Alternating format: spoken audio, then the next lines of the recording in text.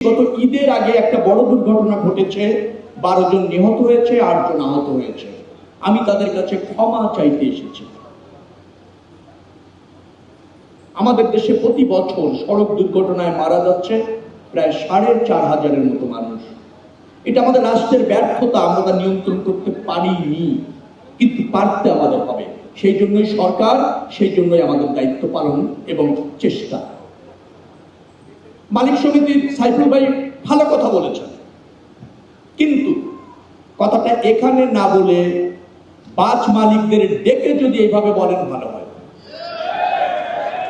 কথাটা এখানে না বলে ড্রাইভার যারা আছে তাদেরকে প্রশিক্ষণ দিয়ে তাদেরকে এভাবে বললে ভালো হয়, জনগণকে ভালো না বলে।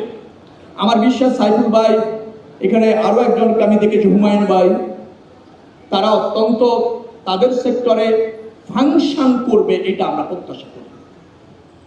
বাস মালিকরা আনফিট বাস, ত্রুটিযুক্ত বাস রাস্তায় আনবেন না, এটা আমরা দেখতে চাই। আমরা দেখতে চাই দক্ষ যোগ্য ড্রাইভারের হাতে আপনারা বাসটা তুলে দিয়েছেন, যেটা এখানে বলেছেন সেটা আমরা কার্যকরভাবে দেখতে চাই, আপনাদের সেক্টরে দেখতে চাই, জনগণের সামনে না। লোডশেডিং কিংবা ঘরের বাইরের তীব্র গরমে ওয়ালটন রিচার্জেবল ফ্যান থাকলে থাকবে শুধু বাতাস আর বাতাস।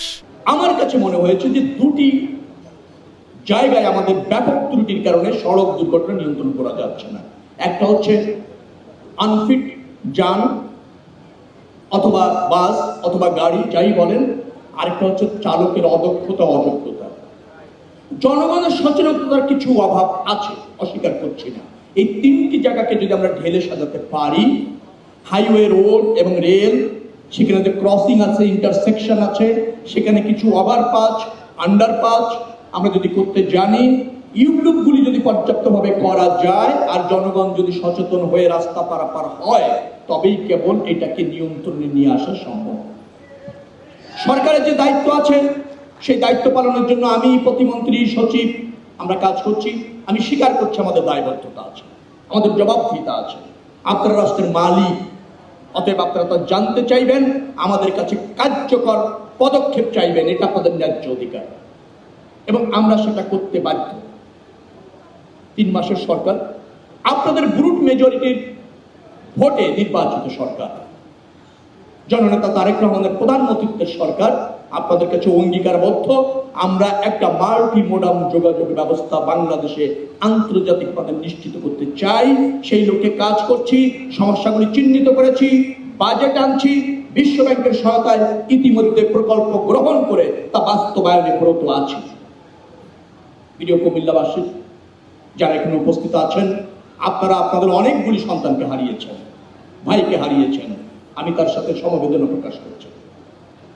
যারা এখানে আছেন, যে সমস্ত বোনেরা, মায়েরা, অনেক আমার কাছে মনে হয়েছে এখানে এসেছেন স্বজন হারিয়ে, আপনার সেই স্বজনকে রাষ্ট্র হয়তো ফেরত দিতে পারবে না, কিন্তু আপনারকে আমরা ধারণ করি। আপনার যে কোনো প্রয়োজনে যারা সড়ক দুর্ঘটনায় নিহত হয়েছে অনাকাঙ্ক্ষিতভাবে, ব্যর্থতার দায় রাষ্ট্রের আছে, অস্বীকার করছি না, কিন্তু তাদের যে কোনো প্রয়োজনে রাষ্ট্র সজাগ থাকবে, পাশে থাকবে। এই ধরনের একটা বড় প্রকল্প নেওয়া যায় কিনা আমি ঢাকা থেকে সে বিষয়ে আলোচনা করব। তার পরিবার যাতে অগ্রাধিকার পায়, কোনো একটা কর্মের ক্ষেত্রে, শিক্ষার ক্ষেত্রে, সেবার ক্ষেত্রে, সেটা নিশ্চিত করা দরকার রাষ্ট্রের। ধরেন একটা পরিবারের প্রধান উপার্জনক্ষম যিনি আছেন, তিনি সড়ক দুর্ঘটনায় নিহত হয়ে গেলেন। আমি মনে করি ওই পরিবারকে প্রতিষ্ঠিত করবার জন্য আর কোন কোন সেক্টরে কাজ করা যায় তাদেরকে চিহ্নিত করে সেটা নিয়েও ভাবার সুযোগ এসেছে। নিশ্চয়ই সরকার সে ব্যাপারে ভাববে বোধহয়, আমি মনে করি, এবং আমার জায়গা থেকে একটা গুরুত্ব অবদান থাকা উচিত, সেটা আমি রাখতে চেষ্টা করব ইনশাআল্লাহ।